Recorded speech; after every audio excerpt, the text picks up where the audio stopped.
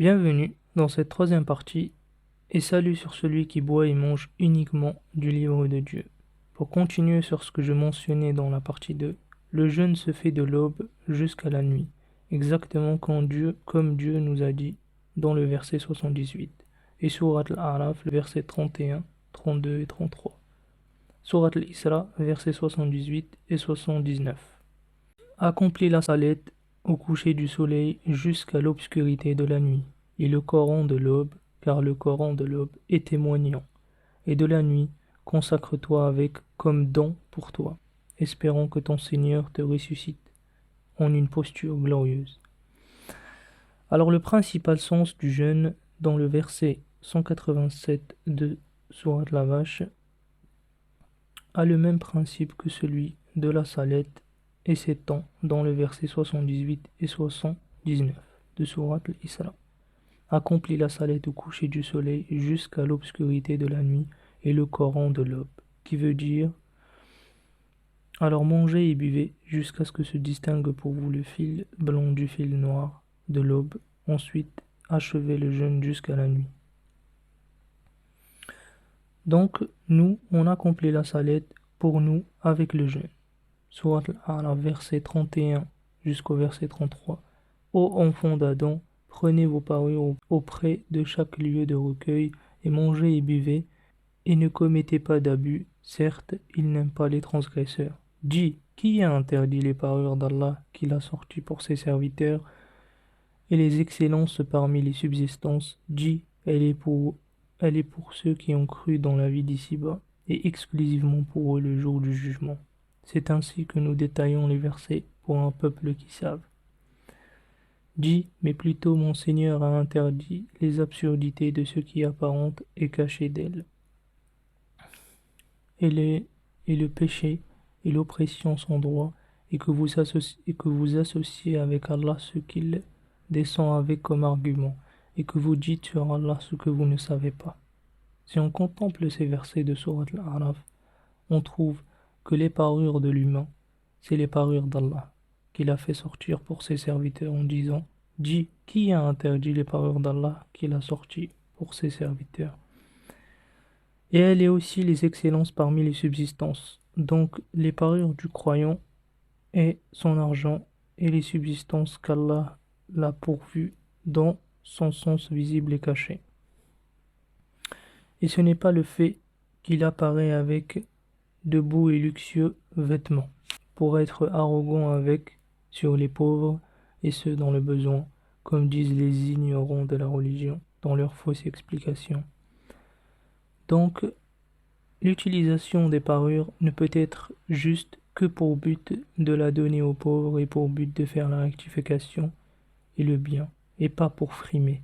Sinon cette parure deviendra, les parures entre parenthèses, les jouissances de cette vie d'ici-bas, comme l'argent et les enfants, et son utilisation va être à l'encontre de ce que Allah a voulu pour nous, en nous la donnant, et Dieu nous a demandé de prendre ces parures devant chaque lieu de recueil, qui est tous les endroits sur cette terre où on partage ses biens, matériels et moraux, et aide aux autres.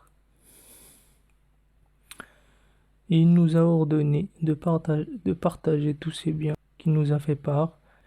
C'est pour ça qu'il nous a dit dans le verset de manger et de boire et de ne pas transgresser, qui est le fait de donner et de partager les biens que Dieu nous a attribués, avec les pauvres et ceux dans le besoin, car il n'aime pas les transgresseurs, qui veut dire qu'il n'aime pas les injustes, car cela mène vers l'inégalité, et c'est pour cela qu'il a dit dans le verset suivant, « Dis, qui a interdit les parures d'Allah qu'il a sorties pour ses serviteurs et les excellences parmi les subsistances ?» Cela veut dire qu'on prend ce bien qu'Allah nous a donné uniquement pour nous et on ne donne pas aux pauvres, et avec cela, on va alors l'interdire aux autres. C'est pour ça qu'il a dit « Qui a interdit les parures d'Allah ?» Donc, avec cela, Dieu nous pousse à partager les biens et que ce bien est le bien d'Allah et pas le nôtre. C'est pour cela qu'on n'a pas le droit de l'accaparer pour nous seuls, pour qu'on soit pas parmi les transgresseurs et on se conforme à cela, qui est que si on partage et fasse comme Dieu nous a ordonné, alors Dieu nous récompensera avec dans la demeure dernière, comme il a dit en continuant ce verset, dit, elle est pour ceux qui ont cru dans la vie d'ici-bas, exclusivement pour eux le jour du jugement.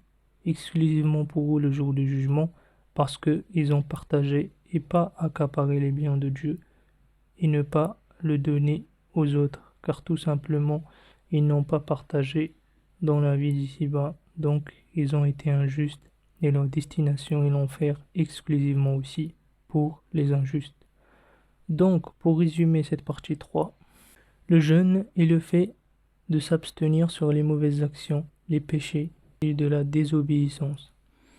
Et il ne peut être qu'avec le fait de manger et de boire du Coran dans le sens moral et aussi manger et boire dans le sens visible jusqu'à ce qu'on distingue entre le fil blanc du fil noir, qui est entre le bien et le mal, le vrai du faux, pour nous repentir de notre transgression, qui est en commettant les absurdités de ce qui l'apparente et caché d'elle.